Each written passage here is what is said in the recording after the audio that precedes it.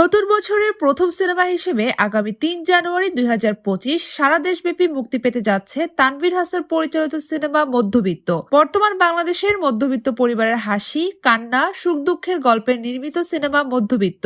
সিনেমাটি মুক্তি উপলক্ষে ২৩ ডিসেম্বর ২০২৪ রাজধানীর অভিজাত একটি রেস্তোরাঁয় সংবাদ সম্মেলন অনুষ্ঠিত হয়। এতে উপস্থিত ছিলেন সিনেমাটির শিল্পী, কলাকুশলী ও চলচ্চিত্রাঙ্গনের অন্যান্য অতিথিরা। সম্প্রতি প্রকাশিত ট্রেইলার এবং পোস্টার ইতোমধ্যেই দর্শকদের মধ্যে ব্যাপক আগ্রহ সৃষ্টি করেছে। সোশ্যাল মিডিয়ায় চলচ্চিত্র বিষয়ক গ্রুপগুলোতে চোখ রাখলেই এমন চিত্রই দেখা যায়। টিজারে ফুটে উঠেছে মধ্যবিত্ত জীবনের পরিচিত সমস্যাগুলো, যা দেখে মনে হবে যেন গল্পটি আমাদের নিজেদের জীবন থেকেই নেওয়া। পরিচালক তানভীর হাসান জানান, মধ্যবিত্ত শুধুমাত্র একটি সিনেমা নয়, এটি আমাদের সমাজের প্রতিচ্ছবি। প্রতিটি মধ্যবিত্ত পরিবারের সদস্য মধ্যবিত্ত সিনেমার গল্পের সঙ্গে নিজেদের খুঁজে পাবেন। উল্লেখ্য, সিনেমিডিয়া প্রযোজিত বাস্তবধর্মী গল্পে নির্মিত মধ্যবিত্ত সিনেমাটিতে বিভিন্ন চরিত্রে অভিনয় করেছেন শিশির সরকার, এলিনা